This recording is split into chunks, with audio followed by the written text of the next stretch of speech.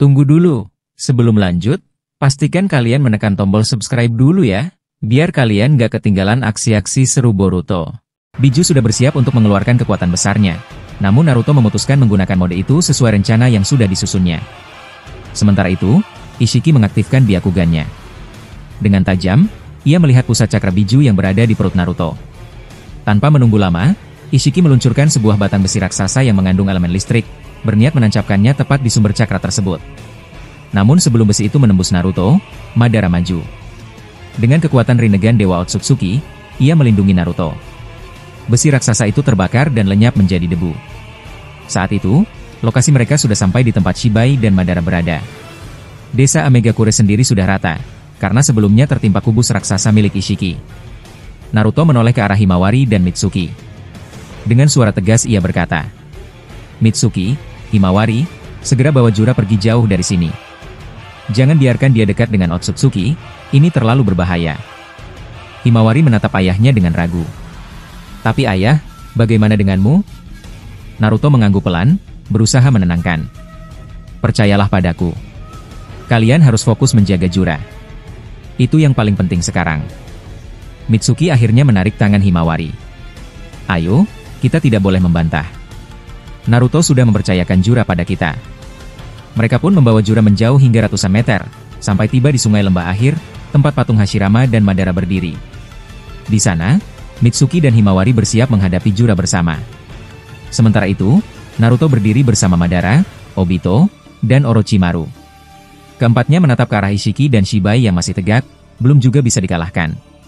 Pertarungan kali ini jelas tidak akan mudah, 4 lawan 2, tapi musuh mereka terlalu kuat. Tiba-tiba, Ishiki menghilang dari sisi Shibai.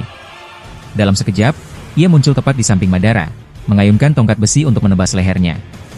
Anehnya, Madara hanya diam, membiarkan tongkat itu mengenai dirinya tanpa bereaksi. Ishiki terkejut. "Apa-apaan ini? Mustahil tongkatku tidak mempan." Madara tersenyum tipis. "Shinra Tensei." Sekejap kemudian, Ishiki terpental jauh, menghantam bangunan bekas Akademi Ninja. Madara lalu menoleh pada Naruto dan Obito. "Kalian berdua tangani Shibai. Serahkan Ishiki padaku." Debu seperti dia tidak akan lama bertahan. Naruto, Obito, dan Orochimaru pun menghadapi Shibai, sementara Madara melangkah mendekati Ishiki yang masih tergeletak. Ishiki perlahan bangkit, mengusap mulutnya yang berdarah. Madara berkata dengan nada dingin, "Dengan Rinnegan ini, aku sudah melihat banyak hal dari masa lalu. Aku tahu sekarang, sejak aku muda, kau selalu mengincarku. Jigen, yang dulu ku kenal, ternyata adalah dirimu. Kau ingin tubuhku jadi wadah karma. Aku tidak akan pernah memaafkan itu."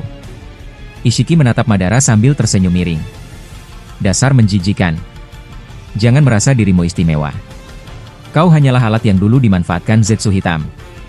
Madara membalas dengan tenang, "Bukankah kau juga alatnya Shibai dan para dewa Otsutsuki? Setidaknya aku sadar setelah tahu kebenaran Zetsu Hitam.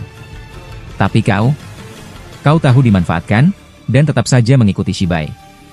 Memalukan." Ucapan itu membuat wajah Ishiki menegang. Tanpa bicara lagi, ia melompat dan menendang Madara dengan putaran di udara. Madara menahan tendangan itu dengan Shurado, lalu memanggil Susanoo dalam wujud sempurna. Kali ini, Susanoo Madara memiliki 4 tangan, masing-masing membawa pedang panjang, salah satunya berukuran hampir 30 meter. Ishiki yang kecil terlihat seperti serangga di hadapan raksasa itu. 4 pedang Susanoo ditebaskan bersamaan, menciptakan hembusan angin yang merobek area sekitar. Ishiki terbawa angin, tubuhnya melayang. Namun bukannya gentar, Ishiki malah tertawa. "Luar biasa. Jadi ini Susanoo legendaris Madara Uchiha. Tapi aku penasaran, sekuat apa pertahanannya jika aku hancurkan?" Ia terbang ke atas, lalu menendang dada Susanoo. Sontak bagian itu pecah meledak. Madara terkejut melihat Susanoo-nya bisa ditembus begitu mudah. Dari udara, Ishiki menyiapkan serangan baru, naga air raksasa yang mengarah ke Madara. Tapi Madara segera membalas dengan jurus Suiton, membuat air bergelombang saling bertabrakan, turun seperti hujan deras. Dalam keadaan melayang, Madara mengaktifkan Rinnegan Dewa Otsutsuki. Matanya menangkap sesuatu, benang cakra tipis yang menghubungkan bulan dengan tubuh Ishiki. Benang itu hampir tak terlihat, kecuali dengan matanya. Madara mengerti bahwa Ishiki mendapat kekuatan tambahan dari sana. Ia lalu memutuskan bertarung jarak dekat. Mereka saling adu pukulan dan tendangan. Madara nyaris tidak bergeming meski menerima serangan bertubi-tubi. Madara tersenyum sinis. Itu saja? Pukul aku lebih keras lagi. Seranganmu masih lemah. Ishiki semakin marah. Ia menekan Madara hingga terhantam tanah, mencengkeram lehernya. Madara yang masih terbaring berkata santai, yang barusan lumayan sakit, dasar kurang ajar.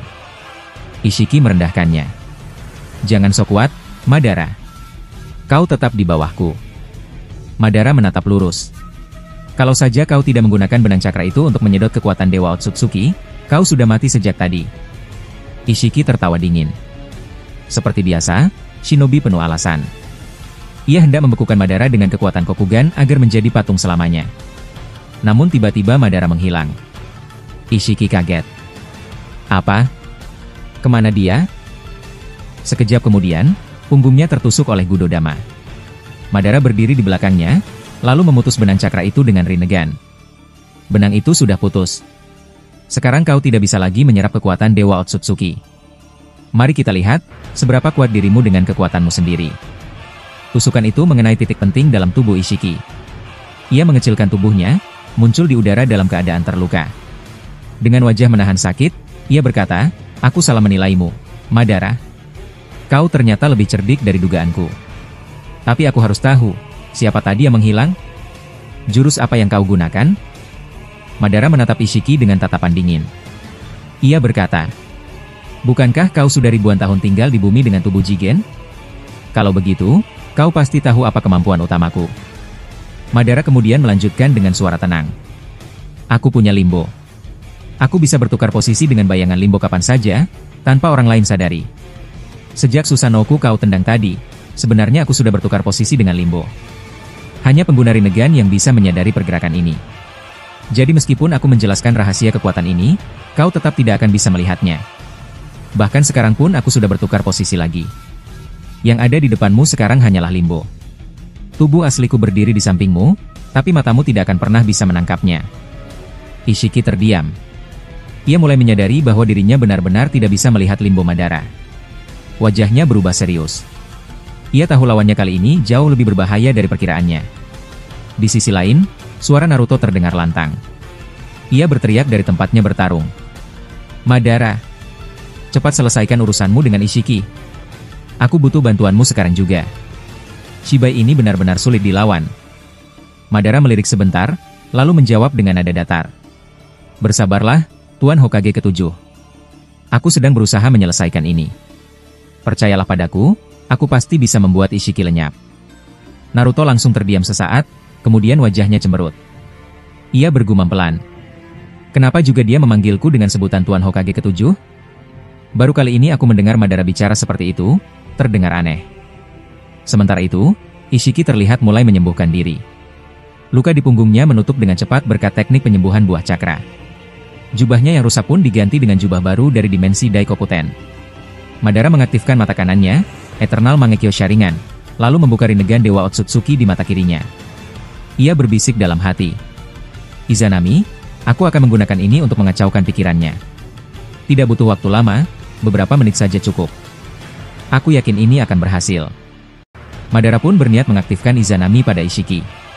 Pertanyaannya, apakah teknik itu akan benar-benar bekerja pada Otsutsuki yang tidak memiliki Rinnegan? Adegan lalu berpindah. Di desa Sunagakure, Toneri masih bertarung sengit melawan Urashiki. Tiba-tiba Hagoromo turun dari langit dan mendarat di dekat Toneri. Maaf aku terlambat, kata Hagoromo dengan tenang. Aku diminta datang ke sini oleh Kashin Koji. Toneri tersenyum lega. Tidak apa-apa, Rikudo Sennin. Aku sangat senang kau bisa datang membantuku.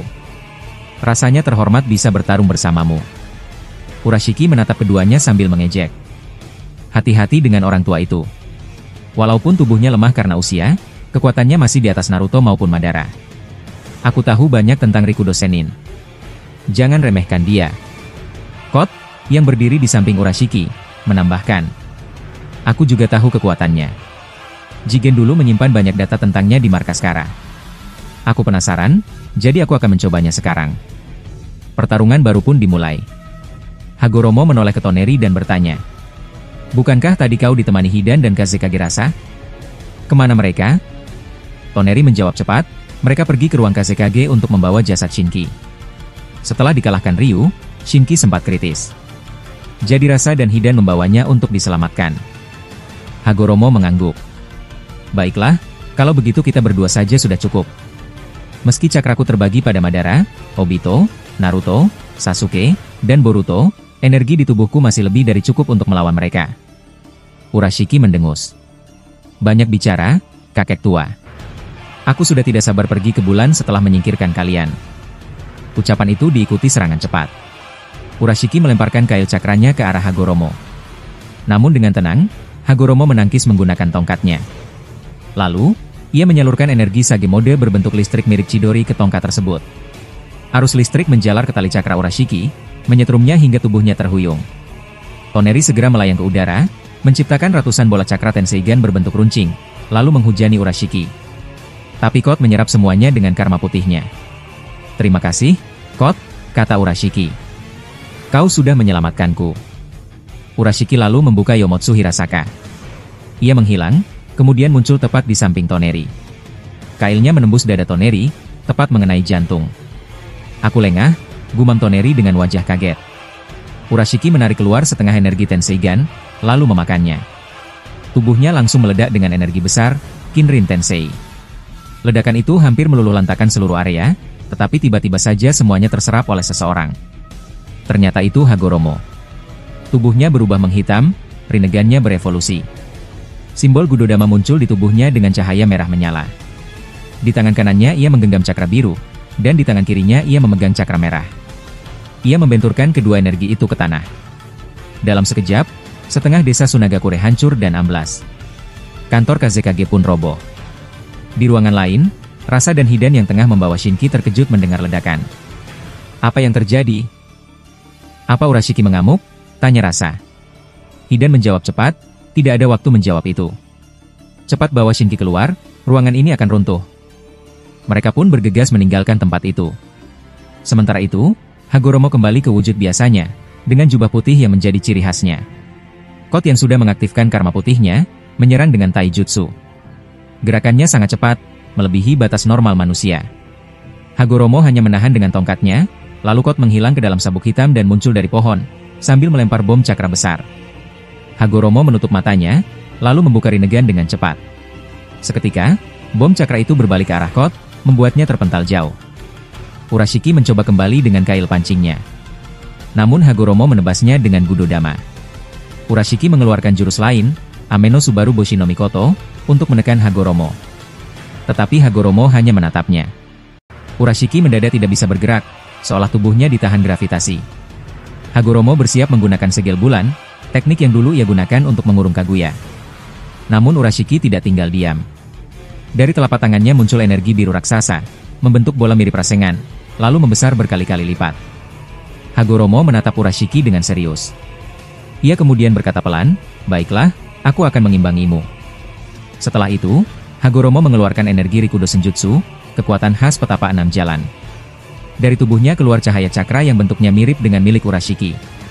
Kedua kekuatan itu semakin membesar, seperti saling menantang, seolah-olah masing-masing tidak mau kalah satu sama lain. Urashiki tersenyum tipis sambil berkata, "Kau cukup kuat juga, Hagoromo. Kalau begitu, mari kita buat kekuatan ini semakin besar. Aku tidak akan membiarkan diriku kalah begitu saja darimu." Hagoromo hanya mengangguk, lalu terus menyalurkan tenaga. Dua kekuatan itu akhirnya saling bertabrakan. Gesekan antar energi membuat udara bergetar hebat. Namun, saat Urashiki sedang fokus, Toneri menyerangnya dari belakang. Ia memanfaatkan cakra Tenseigan yang ia pecah menjadi serangan mirip Kairiki Moso. Serangan itu berhasil melukai Urashiki. Urashiki terhuyung dan kehilangan kendali atas energi yang dia bentuk. Melihat kesempatan itu, Hagoromo segera mendorong serangannya sampai batas maksimal. Akibatnya, Urashiki hampir mati. Ledakan besar pun terjadi dan mengguncang tanah di sekitar mereka. Urashiki berteriak dengan marah, "Toneri, dasar pengecut. Aku benci cara-cara licik seperti ini." Namun dalam hatinya, ia mulai sadar bahwa Hagoromo benar-benar berada di level yang berbahaya. Tanpa banyak pikir, Urashiki mencabut kedua Rinnegan miliknya, lalu memakannya. Hagoromo bergidik dan berkata, "Menjijikan, dia memakan Rinnegannya sendiri." Toneri yang berdiri di samping Hagoromo memperingatkan, "Rikudo Sanin, hati-hatilah. Dengan cara itu, dia akan berevolusi." Benar saja, tubuh Urashiki mulai berubah. Sayap panjang muncul dari punggungnya, jari tangan dan kakinya memanjang tidak normal. Di dahinya terbentuk rine Sharingan berwarna kuning. Wajahnya dipenuhi garis hitam, membuatnya tampak jauh lebih mengerikan. Urashiki menatap Hagoromo dengan tatapan dingin. Bersiaplah. Kau akan lenyap, Rikudo Sanin. Dengan sayap barunya, ia mengepak kuat hingga angin besar seperti puting beliung muncul. Hagoromo dan Toneri terbawa arus angin itu. Tak berhenti sampai di situ, Urashiki menciptakan teknik bernama Ryugu. Dari tangannya, lahir naga raksasa berbentuk energi cakra yang ukurannya bahkan lebih besar dari seekor biju. Ryugu langsung mendorong Hagoromo dan Toneri mundur. Setelah itu, Urashiki membuat bulu sayapnya mengeras dan berubah tajam, lalu menghujaninya ke arah musuh. Toneri terkena serangan itu. Tubuhnya terpaku, seperti membeku karena hujaman bulu sayap. Sementara itu, Hagoromo melindungi dirinya dengan Susanoo sempurna. Susanoo miliknya begitu besar, menjulang sampai menembus awan. Dibanding ukuran Susanoo itu, Urashiki tampak sangat kecil. Urashiki lalu menghimpun kekuatan buah cakra dan menyerang Susanoo Hagoromo. Tetapi, serangan itu tidak menembus pertahanan Susanoo. Hagoromo bahkan tampak tenang. Ia menggerakkan tangan Susanoo, lalu mencengkeram tubuh Urashiki yang begitu kecil. Aneh sekali, kata Hagoromo pelan. Ternyata tubuhmu sekecil ini. Urashiki berusaha melepaskan diri. Ia terengah, sesak, aku tidak bisa bernapas. Dengan panik, ia melepaskan biju udama dari Rinnegan yang ia miliki. Ledakan itu menghancurkan sebagian tangan Susanoo. Urashiki lalu terbang mundur ke arah Code, yang sejak tadi masih terbaring karena luka parah. Hei, Code, kata Urashiki. Apakah kau baik-baik saja? Dengan wajah kesakitan, Code menjawab, lukaku sangat parah. Bisakah kau menyembuhkanku? Urashiki mengalirkan energi buah cakra planet bumi ke tubuh Code. Dalam sekejap, luka Code sembuh sepenuhnya. Aku tidak menyangka Hagoromo akan sekuat ini, kata Code. Dia benar-benar leluhur shinobi. Urashiki menatap Hagoromo dari jauh, lalu menjawab, mengalahkan Toneri tidak sulit bagiku. Tapi Hagoromo, dia selalu menghalangiku. Aku akui, dia sangat kuat meski kekuatannya sudah dibagi-bagikan kepada orang lain. Code menambahkan, ya, aku tidak bisa membayangkan betapa kuatnya Hagoromo kalau seluruh kekuatannya tidak terbagi. Bahkan hanya dengan satu biju di dalam tubuh Naruto saja, kekuatannya sudah luar biasa. Pantas saja Kaguya bisa dikalahkan. Mereka berdua benar-benar bingung menghadapi kekuatan Hagoromo yang tampak tidak ada batasnya. Bahkan sebelumnya, Hagoromo mampu menyerang hanya dengan tatapan mata. Itu sudah cukup membuktikan bahwa Rikudo Sanin bukanlah leluhur biasa. Code kemudian berkata pelan, kalau begini terus, bisa saja Shibai dan Dewa Otsutsuki terdesak jika Hagoromo ikut membantu Boruto. Apalagi kalau nanti dia bergabung dengan Madara, Hokage, dan Uchiha Sasuke. Menghentikan mereka pasti sangat sulit. Sementara itu, Toneri mulai pulih. Ia naik ke atas kepala Susanoo Hagoromo. Keduanya akhirnya bersatu di dalam Susanoo untuk mengejar Urashiki dan Code. Pertarungan berubah drastis sejak kedatangan Hagoromo. Jika sebelumnya Toneri hampir kalah, kini situasi berbalik. Urashiki akhirnya mundur bersama Code. Saat berlari, Urashiki berkomunikasi dengan Dewa Otsutsuki. Ia berkata, Dewa Otsutsuki, kirimkan aku benang cakra milikmu. Aku sangat membutuhkan kekuatan tambahan sekarang. Dewa Otsutsuki, yang sedang bertarung melawan Sasuke dan Boruto, membagi konsentrasinya. Ia menjawab, Urashiki, manfaatkan cakraku dengan baik. Sebelumnya aku merasakan benang cakraku yang kuikat pada Ishiki terputus. Mungkin Madara yang melakukannya dengan Rinnegan-nya. Tapi sekarang, karena hanya ada Hagoromo dan Toneri di sana, tidak akan ada yang bisa menghancurkan benang cakra ini. Ingat, hanya aku sendiri atau Jogan yang bisa memutuskan benang itu. Jadi gunakan sebaik mungkin. Aku beri kau misi, lenyapkan Hagoromo dan Toneri. Setelah itu, bawa jasad mereka ke bulan. Aku akan menyerap kekuatan mereka. Sebagai hadiah, aku akan memberimu buah cakra dari dimensiku. Setelah itu, Dewa Otsutsuki memasangkan benang cakra pada Urashiki. Dalam sekejap, kekuatannya meningkat pesat. Urashiki tersenyum puas. Bagus sekali. Tapi, mengapa hanya aku? Kenapa kau tidak diberi? Dewa Otsutsuki pun mengirimkan benang cakra kepada Code juga. Tubuh Code langsung berubah. Rambutnya memutih, dan ia merasakan tenaga yang sangat besar. Tubuhku terasa sangat ringan, kata Code dengan penuh semangat. Inilah kekuatan dewa yang selama ini aku inginkan. Di sisi lain, Hagoromo dan Toneri masih berada di dalam Susanoo, mengejar mereka. Sementara itu, Madara yang sedang bertarung dengan Ishiki di Konoha menengadah ke langit. Ia melihat benang cakra membentang dari bulan menuju arah Sunagakure. Madara segera menghubungi Hagoromo dan Toneri lewat komunikasi Momoshiki. Ia memperingatkan, Rikudo Sanin, Toneri, berhati-hatilah. Dari sini aku melihat benang cakra membentang dari bulan ke tempat kalian. Itu pasti milik Dewa Otsutsuki, dan aku yakin sekarang Urashiki serta Code sudah mendapat kekuatan tambahan. Pertarungan kalian akan semakin sulit. Madara memandang benang cakra itu penuh analisa, tetapi ia tetap fokus menghadapi Ishiki. Ia hanya bisa berharap Hagoromo dan Toneri mampu bertahan. Pertarungan besar pun berlanjut. Urashiki dan Code kini siap kembali melawan, dengan kekuatan yang berkali-kali lipat lebih besar. Hagoromo pun tahu, waktunya telah tiba untuk memperlihatkan kemampuan asli dari Rinnegan-nya.